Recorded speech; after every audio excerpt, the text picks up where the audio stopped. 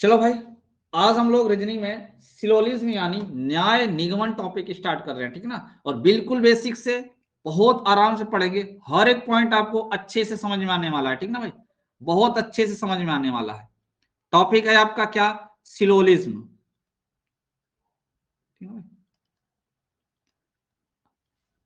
हिंदी में बोले तो न्याय निगमन, क्या, न्याय निगमन। ध्यान से समझना, एक एक पॉइंट यहां ध्यान से समझना। जो आपका ये सिलोजिज्म, क्या हुआ भाई, कोई प्रॉब्लम है क्या? चलिए देखना भैया, जो सिलोजिज्म में ये वर्ड है ना, ये आपका सिलो, ध्यान से समझना इसको, सिलो और प्लस जिस्म, दो वर्डों से मिलके बना हुआ है। ये दोनों वर्ड ग्रीक शब्द हैं। क्या, कौन से वर्ड है भाई? ग्रीक वर्ड से मिलके बने हुए हैं, ठीक ना।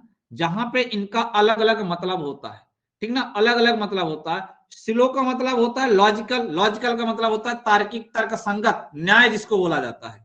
इसका मतलब क्या होता है? सिलो का मतलब लॉजिकल, क्या होता है भाई? लॉजिकल मतलब क्या होता है? आप इसको न्याय बोल सकते हैं, ठीक ना, या संगत, तर्क संगत बोल सकते हैं, ठीक ना भाई, तर्क संगत बोल सकते हैं, तार्किक बोल सकते हैं, ठीक ना, लॉजिकल को। और ये इसी प्रकार जिज्म का मतलब होता है डिडक्शन, क्या होता है? डिडक्शन, डिडक्शन, ठीक ना। और डिडक्शन का मतलब हिंदी में क्या होता है? निगमन, क्या होता है? निगमन। क्लियर है ना, निगमन। तो जो आपका सिलोजिज्म वर्ड है, ये ग्रीक शब्द से मिलकर बना है। कौन से दो ग्रीक शब्द? सिलो प्लस जिज्म। सिलो का मतलब होता है लॉजिकल यानी आपका न्याय, और डिडक्शन का मतलब होता है, जिज्म का मतलब होता है डिडक्शन, और डिडक्शन का मतलब होता है निगमन। इतनी बात आपको समझ में आ गई? बोलो भाई, इतनी बात समझ में आ गई? जो लॉजिकल होता है ना, ये लॉजिकल जो होता है ना, याद रखना, लॉजिकल को बोला जाता है स्टेटमेंट। क्या बोला जाता है?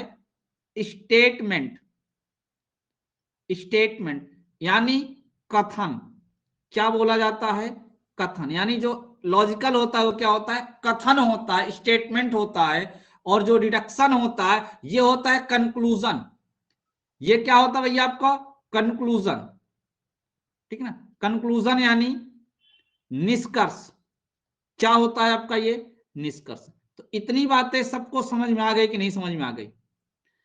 सिलोजिज्म, सिलो प्लस जिज्म, दो ग्रीक शब्द से मिलकर बना हुआ है, जिसमें सिलो का मतलब होता है लॉजिकल, लॉजिकल का मतलब होता है स्टेटमेंट, जिज्म का मतलब होता है डिडक्शन, डिडक्शन का मतलब होता है कंक्लूजन। यानी हम लोग जो पढ़ने वाले हैं वो आज पढ़ने वाले हैं कथन और निष्कर्ष। क्या पढ़ने वाले हैं? कथन और निष्कर्ष। स्टेटमेंट और कंक्लूजन पे संबंधित क्वेश्चन जो आपके आते हैं वो हम पढ़ने वाले हैं। यहां तक सबको समझ में आ गया अच्छे से? पॉइंट नोट कर लो सब। अब आगे ध्यान से समझना भाई, आगे ध्यान से समझना। कुछ मोस्ट इंपॉर्टेंट पॉइंट है जो आपको दिमाग में सेट करना है, महत्वपूर्ण बिंदु याद रखना, ठीक है ना। महत्वपूर्ण बिंदु क्या है ये जरा आप पहले इसको समझ लो। तो हर एक लाइन आपको समझनी है, फिर आपका ये कथन निष्कर्ष टॉपिक ऐसा हो जाएगा कि यकीन मारो कितना भी घुमा के पूछेगा ना, आप 100 पूछेगा तो 100 क्वेश्चन में 100 सही कर दोगे। महत्वपूर्ण बिंदु ध्यान समझना। इसमें सबसे पहला पॉइंट ये भैया, महत्वपूर्ण बिंदु में पहला पॉइंट, कि जो आपका कथन कहा जाएगा, याद रखना, जो भी कथन में बोला जाएगा उसको 100% सत्य मानना है, ठीक है? ध्यान समझना भाई, हमने क्या कहा? पहला बिंदु है आपका इंपॉर्टेंट पॉइंट में, कथन को 100% सत्य मानना है। कथन को क्या करना है? कथन को 100% सत्य मानकर, सत्य मानकर निष्कर्ष निकालते हैं हम लोग। इसका मतलब क्या हुआ? एक एक पॉइंट को समझना है, निष्कर्ष निकालते हैं,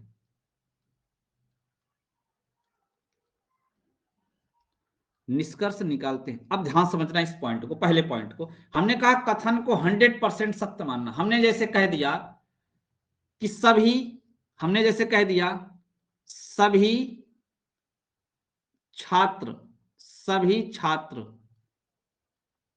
नेता हैं, सभी छात्र नेता हैं। तो अब आपको इसमें सोचने की जरूरत नहीं है कि सभी छात्र नेता कैसे हो सकते हैं, आपको अपना फर्जी का दिमाग नहीं लगाना है।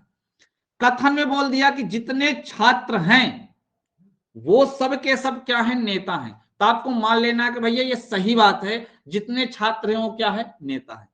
अगर उसने कह दिया कि सभी टमाटर आलू हैं, उसने कह दिया जितने भी टमाटर हैं वो आलू हैं, तो आप कहोगे कि सर ये आप क्यों बेवकूफ बना रहे हो हमें, टमाटर कहीं आलू हो सकता है, तो मैं आपको बेवकूफ नहीं बना रहा, मैं यहाँ पे आपको स्टेटमेंट दे रहा हूं कि आपको पहले यह मानना है कि कथन में कह दिया कि सभी टमाटर आलू है, तो जितने भी टमाटर हैं वो सब के सब आलू हैं, ये आपको मानना पड़ेगा, ये 100% सत्य मानना पड़ेगा, तभी आपका निष्कर्ष सही आएगा, तो नहीं निष्कर्ष सही आने वाला नहीं है।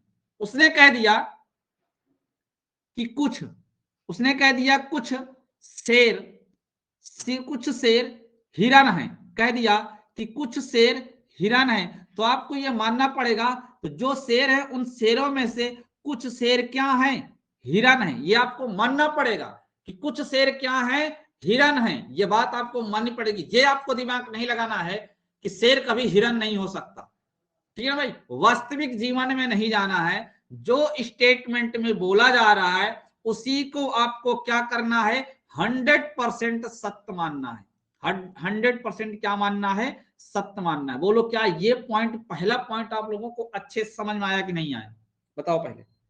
सभी को पहला पॉइंट अच्छे समझ में आ गया, बहुत ही शानदार। चलो हम लोग चलते हैं दूसरे नंबर पे, सेकंड पॉइंट पे चलते हैं। हमारा सेकंड पॉइंट क्या है भाई, सेकंड नंबर हमेशा याद रखना है, आपको फालतू चीजें बिल्कुल भी नहीं सोचनी है।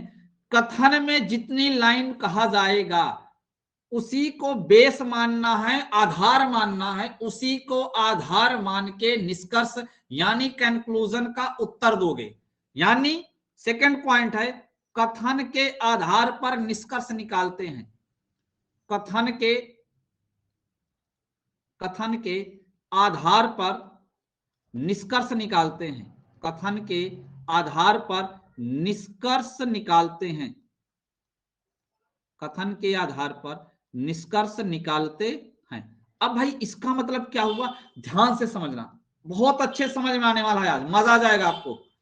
हमने कहा, जैसे हमने यहां पहला बिंदु लिया था, हमने कहा भाई एक कथन है हमारे पास, सभी छात्र नेता हैं, सभी छात्र क्या हैं, नेता हैं। तो मुझे एक बात बताओ, कथन में कहा गया सभी छात्र नेता हैं, तो आपके दिमाग में कहीं ना कहीं एक बात आ जाएगी कि जितनी छात्राएं हैं वो नेता नहीं है, आपके दिमाग में ये बात आ जाएगी कि जितनी छात्राएं हैं वो नेता नहीं है। तो एक बात ध्यान से सुनना, कथन में सिर्फ छात्रों के बारे में बताया गया है, छात्राओं के बारे में नहीं बताया गया। जिसके बारे में नहीं बताया गया उस पर आप विचार नहीं कर सकते हो। छात्राएं नेता हैं कि नहीं है इसकी जानकारी आपके कथन में बिल्कुल भी नहीं दी गई है। अगर छात्राओं के बारे में आपकी जानकारी नहीं दी गई है तो छात्राओं से संबंधित कोई भी निष्कर्ष आप नहीं निकाल सकते हो। बोलो क्या ये बात समझ में आई, क्या ये बात आप सबको समझ में आई। अगर हमें जानकारी छात्र के बारे में दी गई है तो हम छात्रा के बारे में कुछ नहीं बता सकते, क्यों, क्योंकि छात्रा के बारे में कोई भी जानकारी नहीं दी गई है कथन में। हमारे स्टेटमेंट में सिर्फ छात्र के बारे में जानकारी दी गई है, छात्रा के बारे में जानकारी नहीं दी गई। जैसे हमने कह दिया सभी टमाटर आलू हैं, सभी टमाटर आलू हैं, तो आप कहोगे कि इसका मतलब है कि जितने भिंडी हैं, जितने गोभी हैं वो सब आलू नहीं है, तो आपका ये सोचना गलत है, ठीक है ना भाई। इसमें भिंडी आलू है कि नहीं है ये बताया ही नहीं गया है, ठीक है ना। गोभी आलू है कि नहीं है ये बताया ही नहीं गया, हमें तो सिर्फ इतना ही बताया गया कि जितने टमाटर हैं वो क्या हैं, आलू हैं। अब इस तरीके से समझो, जैसे हमने कह दिया कि आपके घर में मान लीजिए आप दो भाई हो, अब एक का नाम हो गया रमेश, एक का नाम हो गया रमेश, क्या हो गया भाई, एक का नाम रमेश हो गया और एक का नाम हो गया दिनेश, एक का नाम हो गया दिनेश। अब कथन में कहा गया कि रमेश बुद्धिमान है, कथन में इतना कहा गया रमेश बुद्धिमान है। रमेश और दिनेश दो भाई हैं, ठीक है ना, आपस में दोनों भाई हैं। रमेश बुद्धिमान है, रमेश क्या है भैया, बुद्धिमान है। एक बात बताओ, अगर रमेश बुद्धिमान है ये कथन में कहा गया है, तो क्या दिनेश बुद्धिमान नहीं है? बोलो, क्या दिनेश बुद्धिमान नहीं है? ऐसा सोचना आपका गलत होगा। क्यों? क्यों? क्योंकि जानकारी सिर्फ रमेश के बारे में दी गई है, दिनेश के बारे में नहीं दी गई। दिनेश बुद्धिमान हो भी सकता है और बुद्धिमान नहीं भी हो सकता है, इन दोनों में से किसी की गारंटी नहीं है। क्यों? क्योंकि दिनेश के बारे में तो हमें कुछ पता ही नहीं है। बोलो, क्या ये पॉइंट अच्छे से समझ में आया कि हमें स्टेटमेंट का जो आंसर है वो कथन के आधार पे ही देना है, आइड साइड में नहीं जाना है, अपना दिमाग फालतू का नहीं लगाना है। एक लाइन बोला सभी छात्र नेता हैं, तो सिर्फ आपको इतना ही मानना है कि जितने छात्र हैं वो सब के सब नेता हैं। दर्जी नेता है कि नहीं है ये नहीं पता है, अध्यापक नेता है कि नहीं है ये नहीं पता है, प्रिंसिपल नेता है कि पता, ये सब कुछ भी नहीं पता है। हमें सिर्फ तो इतना पता है कि जितने छात्र हैं वो नेता है बस। अब छात्र से रिलेटेड और नेता से रिलेटेड जो कंक्लूजन दिया जाएगा हम वही बता सकते हैं। और छात्र और नेता के अलावा तीसरे का नाम आ गया, हम उस तीसरे व्यक्ति के बारे में बिल्कुल भी नहीं जानते। क्यों? क्योंकि हमें कथन यानी स्टेटमेंट में हम उनके बारे में हमको बताया नहीं गया है। बोलो, क्या इतना पॉइंट सबको अच्छे से समझ में आया? बोलो भाई, फटाफट बताओ, सबको अच्छे से समझ में आया? चलो, बहुत बढ़िया, बहुत मजा आने वाला है भैया, आज आपको बहुत मजा आने वाला है, ठीक ना। बस ईमानदारी से पढ़ते रहना। तीसरा पॉइंट क्या है? तीसरा पॉइंट क्या का है, ध्यान देना। जो हमारे कंक्लूजन होते हैं, जो हमारे निष्कर्ष होते हैं ना, निष्कर्ष हम टोटल 3 टाइप के निकालते हैं। कितने टाइप के निष्कर्ष? हमारा जो कंक्लूजन निकल के आता है स्टेटमेंट को ध्यान में देखते हुए 3 प्रकार के कंक्लूजन निकलते हैं। कौन कौन से कंक्लूजन निकलते हैं? सबसे पहले हमें यही सीखना पड़ेगा कि कंक्लूजन कौन कौन से निकलते हैं, ठीक ना। तो सबसे पहले चेक कर लेते हैं कौन कौन से कंक्लूजन निकलते हैं। तो 3 प्रकार के निकलेंगे। फर्स्ट कंक्लूजन होगा आपका स्टेटमेंट को देखते हुए जो पहला कंक्लूजन होगा, या तो वो कंक्लूजन सही हो सकता है। क्या हो सकता है भाई? या तो वो पूरी तरीके से क्या हो सकता है, सही हो सकता है। दूसरा कंक्लूजन क्या हो सकता है? या तो वो कंक्लूजन दूसरा गलत हो सकता है, यानी भाई फॉल्स भी हो सकता है कथन को देखते हुए। तीसरा कंक्लूजन क्या निकल के आएगा? हो सकता है कि हमें डाउट रहे, संशय वाला कंक्लूजन निकल के आएगा कि ऐसा भी कथन निष्कर्ष निकल के आएगा कि हमें उसके बारे में डाउट रहेगा, क्लियर नहीं पता रहेगा कि ऐसा सही है कि गलत है। समझ में आया? पूरे कथन निष्कर्ष में 3 ही कंक्लूजन, 3 ही निष्कर्ष निकल के आएंगे आपके स्टेटमेंट से। पहला क्या निकल के आएगा कंक्लूजन? कथन को देखते हुए या तो वो कंक्लूजन सही हो सकता है, दूसरा या तो वो कंक्लूजन पूरी तरीके से गलत हो सकता है, तीसरा या तो कंफ्यूजन यानी डाउटफुल हो सकता है, डाउटफुल वाला हो सकता है। बातें समझ में आ गई यहां तक सबको? अच्छे से कमेंट करके बताओ जरा फटाफट। ये जो 3 टाइप के कंक्लूजन निकलते हैं, सही कब होता है, गलत कब होता है और डाउटफुल कब होता है, चलो इस चीज को पहले हम समझ लेते हैं। हम आंसर कैसे देते हैं, ऑप्शन कैसे टिक करते हैं, सबकी चर्चा बिल्कुल बाद में होगी। पहले पूरे नियम कानून को अच्छे से पढ़ लेंगे, फिर उसके बाद फिर हम क्वेश्चन पे चलेंगे, बहुत मजा आने वाला है। तो सबसे पहले ये सीखते हैं कि स्टेटमेंट को देख के कंक्लूजन हमारा कब सही हो सकता है, कब गलत हो सकता है और कब डाउटफुल यानी संशय में हो सकता है। चलो इसकी चर्चा करते हैं एक एग्जांपल के माध्यम से।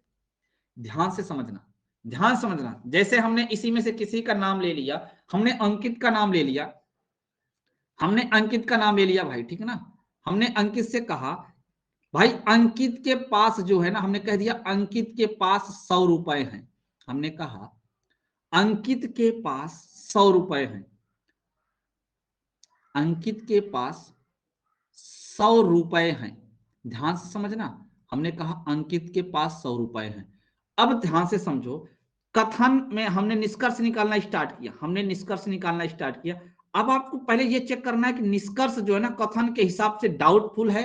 याद रखना आप लोग, एक चीज याद रखना, अगर ट्रू है तो आप लोग टी टाइप कर देना, अगर गलत है यानी फॉल्स है तो आप यफ टाइप कर देना, डाउटफुल में होगा तो आप डी टाइप कर देना। इन तीनों में आपको टाइप करना है, ठीक ना। टी का मतलब ट्रू है, एफ का मतलब फॉल्स है और डी का मतलब डाउटफुल है। जो हम बोलेंगे वही वाले का आप टाइप कर देना, जो होगा, ठीक ना। चलो स्टार्ट करते हैं।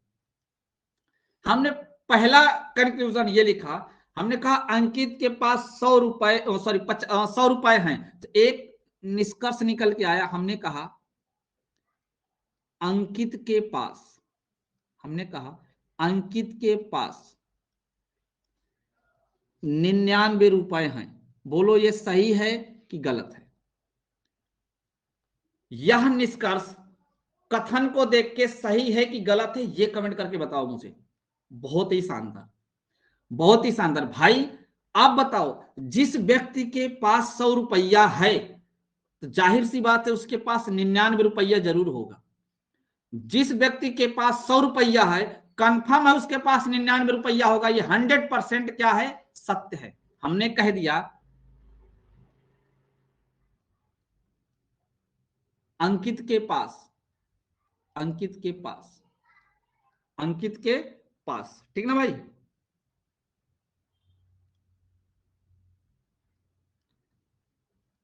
₹50 के 2 नोट हैं, ₹50 के 2 नोट हैं। ये बताओ ये कंक्लूजन आपका ट्रू है कि फॉल्स है? ट्रू है कि फॉल्स है? बहुत बढ़िया। कुछ बच्चों का देखो, अवंतिका ने एक बार टी बताया, एक बार डी बताया। भाई कंफ्यूज नहीं होना, ध्यान से समझ के आंसर देना है। देखो कहा गया अंकित के पास 50 रुपया के 2 नोट है। हमें पता है कि 50 गुणते 2 करने पे हमारी धनराशि कितनी आएगी? 100। अंकित के पास 100 रुपया है, यहां 100 रुपया है और यहां भी 100 रुपया है। बात तो सही है, दोनों जगह 100 रहा। लेकिन मुझे एक बात बताओ, हमको कथन में सिर्फ ये कहा गया है कि अंकित के पास 100 रुपया है। ये नहीं कहा गया है कि अंकित के पास 10 वाली नोट है, कि 50 वाली नोट है, कि 100 वाली नोट है, कि 1-1 रुपए का सिक्का है या 10-10 रुपए का सिक्का है। इसके बारे में तो जानकारी नहीं दी गई है ना। हमें सिर्फ इतना जानकारी दिया गया कि अंकित के पास 100 रुपया है, बस। इसके आगे हमें कुछ भी नहीं पता है। कहा अंकित के पास 50 रुपए के 2 नोट है, तो ये कैसा है? ये डाउटफुल है। क्यों? क्योंकि 100 रुपया तो है। अब 100 रुपया में 10 वाला नोट है कि 20 वाला नोट है, कि 5 का सिक्का है, कि 10 का सिक्का है, कि 100 का नोट है, कि 50 का नोट, ये नहीं बताया गया है। समझ में आ रहा है ना? अच्छे से समझ में आ रहा है ना? तो ये कैसा कंक्लूजन है? डाउटफुल है। ये डाउटफुल है। क्यों? क्योंकि नोटों के बारे में जानकारी कथन में नहीं दी गई है। चलो आगे चलते हैं, अगले चलते हैं कंक्लूजन पे। अगला कंक्लूजन है हमारे पास, हमने कहा अंकित के पास कुछ रुपए हैं। हमने कहा भाई अंकित के पास कुछ रुपए हैं, अंकित के पास कुछ रुपए हैं। तो जरा बताओ ये सही है कि गलत है? कुछ रुपए हैं, जरा कमेंट करके बताओ। अंकित के पास कुछ रुपए हैं, ये सही है कि गलत है? फटाफट कमेंट करके बताओ। बहुत बढ़िया, सभी बता रहे हैं कि भाई ट्रू है, ट्रू है। ये जाहिर सी बात है, ये सत्य है, ये ट्रू है। क्यों?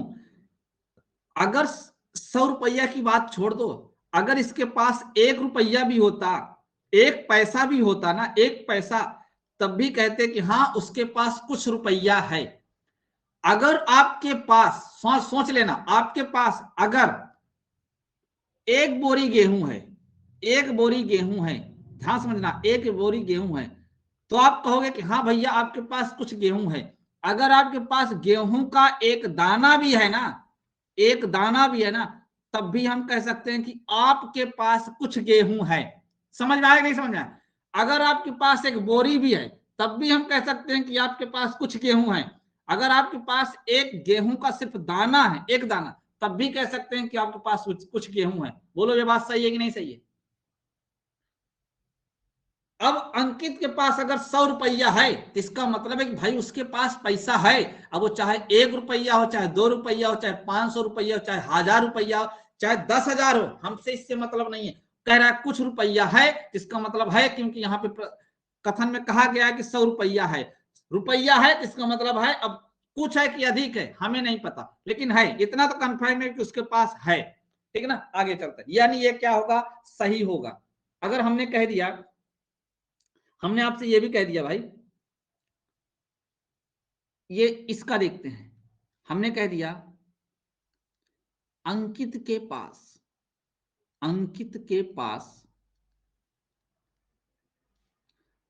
50 रुपए के 50 रुपए के दो नोट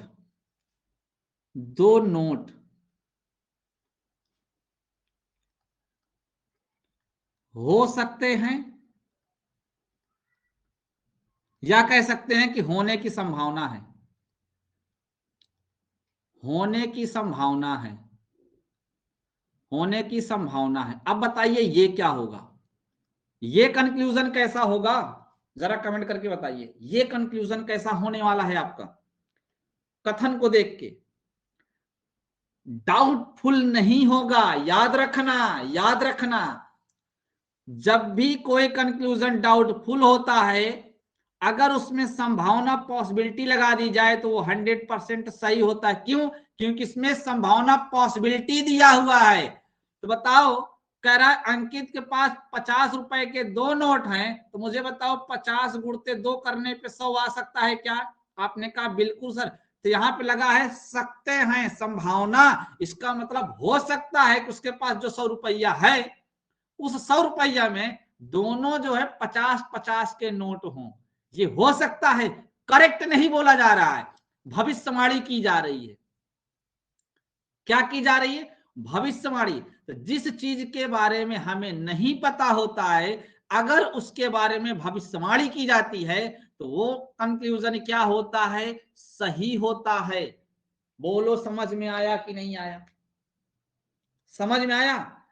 तो याद रखना, जो कंक्लूजन डाउटफुल हो, जो कंक्लूजन क्या हो? डाउटफुल हो, अगर उस कंक्लूजन में हम पॉसिबिलिटी, संभावना लगा दें, संभावना जैसे वर्ड लगा दें, तो वो कंक्लूजन 100% क्या हो जाएगा? सही हो जाएगा। समझ गए आप? समझ रहे हो ना भाई आप? बहुत ही अच्छा, बहुत अच्छा, मजा आ रहा है ना? मजा आ रहा है? तो यहां से क्या बातें निकल के आई, इन कंक्लूजन से कौन सी बातें निकल के आई, जरा ध्यान से समझो, जरा ध्यान से समझो।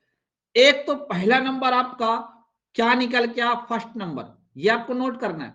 फर्स्ट नंबर क्या निकल के आया कि कथन का जो कंक्लूजन स्टेटमेंट का जो है ना समर्थन करेगा, वो क्या होगा? सत्य होगा। देखो,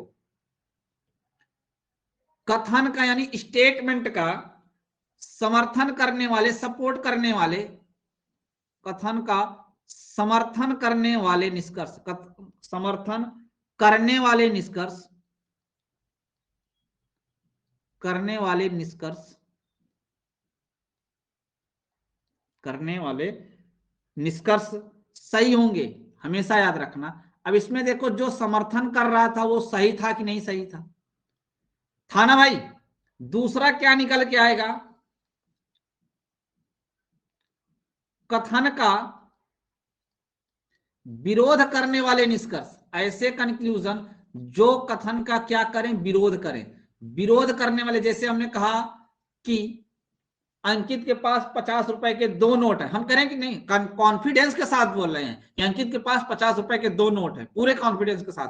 कहां कथन में बोला गया है कि उसके पास 50 रुपया का नोट है? वहां तो इतना ही बोला गया है ना भैया कि 100 रुपया है, बस सिर्फ इतना ही कहा गया, 100 रुपया है ना। इसका मतलब है कि ये जो स्टेटमेंट है कि 50 रुपए के दो नोट है, यह स्टेटमेंट, सॉरी कंक्लूजन, स्टेटमेंट को क्या कर रहा है? विरोध कर रहा है। स्टेटमेंट का क्या कर रहा है? विरोध कर रहा है, स्टेटमेंट के खिलाफ में जा रहा है। स्टेटमेंट कह रहा है कि मात्र 100 रुपया है, और कंक्लूजन में कह रहा है कि नहीं 50 रुपया के दो नोट है। कैसे मान लें? क्योंकि उसके पास 100 रुपया, वो 100 रुपए का भी नोट हो सकता है, 50-50 का भी हो सकता है, 10-10 का भी हो सकता है, 20 का भी हो सकता है, सिक्का भी हो सकता है। यानी ये क्या कर रहा है? विरोध कर रहा है। तो कथन का विरोध करने वाले निष्कर्ष, कथन का विरोध करने वाले निष्कर्ष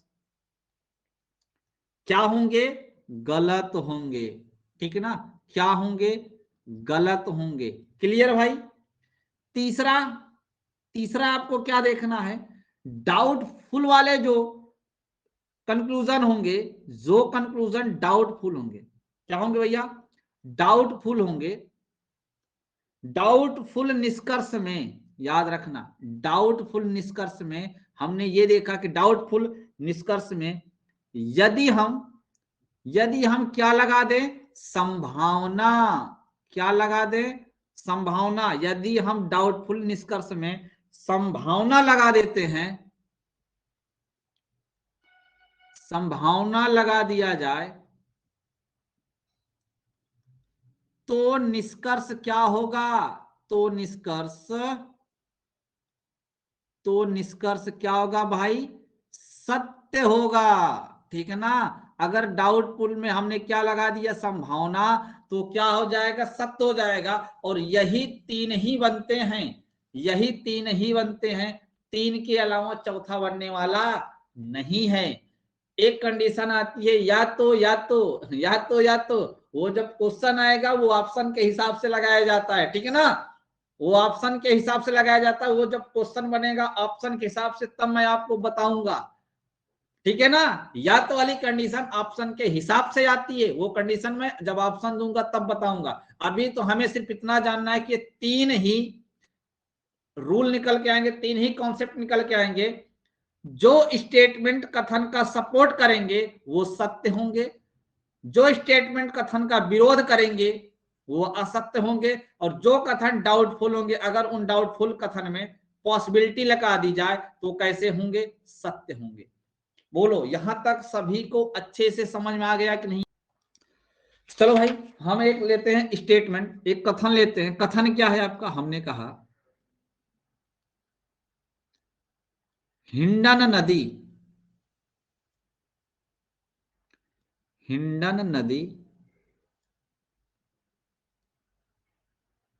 का सभी पानी, हिंडन नदी का सभी पानी प्रदूषित है। देखना भैया, ये स्टेटमेंट तो लिख रहे हैं ना, लेकिन ये एक जीएस का क्वेश्चन भी है। अगर पूछा गया भारत की वह कौन सी नदी है जो सबसे ज्यादा प्रदूषित है, तो आप टिक करना है हिंडन नदी। हिंडन नदी जो गाजियाबाद के शहर के साइड में बहती है, यह नदी भारत की सबसे प्रदूषित नदी है। और एक दिन और एक क्वेश्चन बताया था कि हिंडन नदी पे नमक किसने बनाया था, चौधरी चरण सिंह ने ना भाई। चौधरी चरण सिंह ने यहां से नमक बनाया था, जैसे गांधी जी वहां से बनाए थे ना, तो वैसे चौधरी चरण सिंह यहां से बना के गांधी जी का सपोर्ट किए थे, समर्थन किए थे। चलो वो तो जीएस हो गया। यहां पे आपको सिर्फ कथन मानना है, स्टेटमेंट मान के चलना है कि हिंडन नदी का सभी पानी प्रदूषित है। ए भैया, सभी जो लिखा है ना, सभी का मतलब होता है 100%। क्या होता है, 100%। इसका मतलब हिंडन नदी का 100% पानी क्या है, प्रदूषित है। बात समझ आए ना। सभी का मतलब होता है पूरे की बात की जा रही है, पूरे की, जरा सा भी नहीं छोड़ा गया है, सभी की बात की। जितना भी पानी है हिंडन नदी में ना, जितना भी पानी हिंडन नदी में है, सबका सब क्या है, प्रदूषित है। चलो अब स्टेटमेंट की बात करते हैं कि अगर इससे स्टेटमेंट निकाला जाए तो स्टेटमेंट क्या क्या निकल सकता है।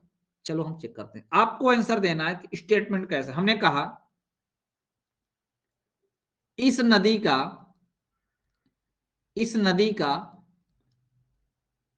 50% पानी, हमने कहा इस नदी का 50% पानी प्रदूषित है। बताओ, हमने कहा इस नदी का 50% पानी प्रदूषित है। ये बताओ स्टेटमेंट कैसा स्टेटमेंट है, कमेंट करो फटाफट। कैसा स्टेटमेंट है, कैसा स्टेटमेंट है भैया, बहुत ही बढ़िया, ये ट्रू है भाई। जब 100% प्रदूषित है तो उसमें 50%, 60%, 70% जो भी आए सबको मारो, सब प्रदूषित ही होंगे, सब प्रदूषित होंगे। अगर किसी क्लास में जितने बच्चे हैं, जितने भी बच्चे हैं, जितने भी स्टूडेंट हैं, अगर सबके सब लड़के हैं, सबके सब बॉयज हैं, तो अगर किसी व्यक्ति का नाम ले लिया रमेश, इसका मतलब वो भी लड़का हो। अगर नाम ले लिया गया गीता, तो इसका मतलब वो भी लड़का है। अब नाम के हिसाब से नहीं जाओगे कि गीता तो सिर्फ लड़की का नाम होता है। अगर कह दिया कि एक कक्षा है जिसका नाम ए है और इस कक्षा में पढ़ने वाले सभी जो है स्टूडेंट क्या है, बॉय है, सभी स्टूडेंट क्या है, बॉय है। तो अगर इस कक्षा में जो है ना भाई गीता पढ़ता है, गीता पढ़ता है, तो इसका मतलब गीता भी एक लड़का ही होगा ना। अब नाम के ऊपर मत जाना कि गीता तो लड़की का नाम होता है। चीज आपको यह समझनी है कि कथन में क्या कहा गया। कथन में कहा गया कि क्लास ए में पढ़ने वाले जितने भी स्टूडेंट हैं ना वो सब के सब बॉय हैं। अगर गीता पढ़ता है इसी ए में, इसका मतलब गीता भी एक बॉय होगा ना भाई। इसी प्रकार अगर हिंडन नदी का पूरा पानी 100% पानी प्रदूषित है, इसका मतलब उसका 1%, 2%, 10%, 50%, 100 से कम जितनी वैल्यू है, यानी 1 से लेके 100 तक पूरा का पूरा पानी प्रदूषित होगा। होगा कि नहीं होगा? अगर उसमें से एक गिलास भी भर के ले आओगे तो वो भी प्रदूषित होगा। ऐसा नहीं है कि उसमें अमृत मिला होगा, वो भी प्रदूषित ही होगा। होगा कि नहीं होगा भाई? इसका मतलब ये क्या है? सत्य है, ये 100% सत्य है। समझ में आएगा, टेंशन मत लेना। अगला जो है कंक्लूजन देखते हैं। हमने कहा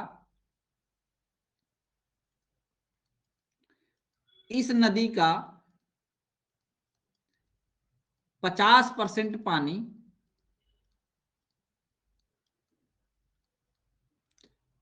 शुद्ध है। अब मुझे बताओ ये कैसा कंक्लूजन है? जानबूझ के मैंने लिखा है, ये रॉन्ग है, बिल्कुल रॉन्ग है। क्या भैया? बिल्कुल रॉन्ग है, ये फॉल्स है, रॉन्ग है। क्यों? बच्चा कभी कभी क्या दिमाग लगाता है, कहता है कि गुरुजी अभी आप बोले थे कि 50% प्रदूषित है, इसका मतलब 50% शुद्ध होगा। अरे नहीं भाई, हम इसके हिसाब से आंसर थोड़ी ना दे सकते हैं। हमको तो हमारा कथन देखना है। कथन में कह रहा है कि पूरा 100% प्रदूषित है, तो उसमें शुद्ध का तो नाम ही नहीं आना चाहिए। शुद्ध का तो बिल्कुल नाम ही नहीं आना चाहिए। इसका मतलब ये गलत है, शुद्ध का तो नाम ही नहीं ले सकते हो। क्यों? क्योंकि 100% अशुद्ध है। समझ गए ना भाई? 100% अगर प्रदूषित है तो शुद्ध का, स्वच्छ का तो नाम ही नहीं आएगा वहां पे। समझ में आ रहा है ना अच्छे से? बहुत बढ़िया। अगले पे चलते हैं, नेक्स्ट पे चलते हैं। हमने कहा इस नदी का, इस नदी का कुछ पानी, इस नदी का कुछ पानी प्रदूषित है। जरा इसके बारे में बताएं तो ये कैसा कंक्लूजन है? इस नदी का कुछ पानी प्रदूषित है, तो कैसा है भैया? ट्रू है। अब अगर 100% है तो हमने कह दिया कि 100% अगर है ना, तो उसमें से अगर एक बूंद भी निकालोगे ना तो वो भी प्रदूषित माना जाएगा। तो यहां लिखा गया कुछ। याद रखना, अगर कोई चीज सभी में सत्य है तो वो 100% कुछ में सत्य होगी ही होगी। ये चीजें समझते चलना, आगे जब क्वेश्चन बोलेंगे ना तो वहां बहुत अच्छे समझ में आएगा। ये समझते चलो, अगर कोई चीज 100% है तो इसका मतलब उसमें कुछ वाला पॉइंट कंफर्म सत्य होगा। हमने कह दिया कि सभी कुत्ता बिल्ली हैं, इसका मतलब कुछ कुत्ता भी बिल्ली होगा। होगा कि नहीं होगा? अगर सभी कुत्ता बिल्ली है तो कुछ कुत्ता भी बिल्ली होंगे भैया। ठीक है, बस यही समझते चलना, बाद में सारी चीजें क्लियर कर देंगे हम आपको। आगे चलते हैं। हमने कहा अगला, हमने कंक्लूजन लिया। हमने कहा भाई ध्यान से देखो, नेक्स्ट कंक्लूजन है हमारा। हमने कहा इस नदी का, इस नदी का कुछ पानी प्रदूषित नहीं है, प्रदूषित नहीं है। जरा मुझे बताओ ये कैसा कंक्लूजन है? बहुत बढ़िया। अब सबका यह सही आंसर आ रहा है, सभी का सही आंसर आ रहा है। कैसा कंक्लूजन है भैया? फॉल्स है। कह रहा है प्रदूषित नहीं है, जबकि हमको पता है कि पूरा का पूरा 100% पानी प्रदूषित है। इसका मतलब ये क्या है? रॉन्ग है। ये 100% गलत है। यहां डाउट वाला तो मैटर ही नहीं आएगा। अच्छा, हमने कह दिया, हमने कह दिया सभी प्रदूषित पानी, ध्यान सुनना, हमने कहा सभी प्रदूषित पानी, जितना भी प्रदूषित पानी है ना, सभी प्रदूषित पानी इस नदी में है। यानी जितना भी गंदा पानी है ना वो इस नदी में है। बताओ ये कंक्लूजन कैसा होगा? इस नदी में है, इस नदी में है। सभी प्रदूषित पानी इस नदी में है, तो बताओ कैसा कंक्लूजन होगा?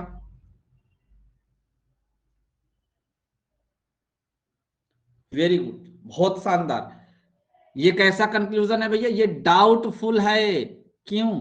क्योंकि ध्यान से देखना, हमें सिर्फ इतना पता है कि जो पानी हिंडन नदी में है ना, जो पानी हिंडन नदी में है वही प्रदूषित है। बाहर के पानी के बारे में हमको नहीं पता है कि वो प्रदूषित है कि नहीं है। कह रहा है सभी प्रदूषित पानी, तो हमें जितना भी पानी प्रदूषित है उसके बारे में नहीं पता। हमें तो पता है कि इस नदी में जितना पानी है वो प्रदूषित है। इसका मतलब है कि ये वाला कंक्लूजन कैसा है? डाउटफुल में है। कैसा है भैया? डाउटफुल में है। समझ में आ रहा है ना? समझ में आ रहा है? चलो अगला हमने कहा सभी प्रदूषित पानी, सभी प्रदूषित पानी, सभी प्रदूषित पानी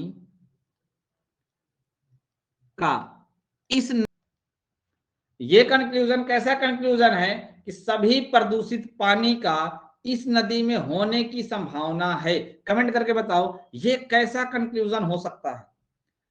शिवानी का कहना है कि ट्रू होगा, संजू का भी कहना है कि ट्रू होगा। तो भाई क्या होगा? ट्रू होगा। क्यों? क्योंकि अभी जो डाउटफुल था हमने उसी में क्या लगा दिया? पॉसिबिलिटी। हमने क्या लगा दिया भैया उसी में?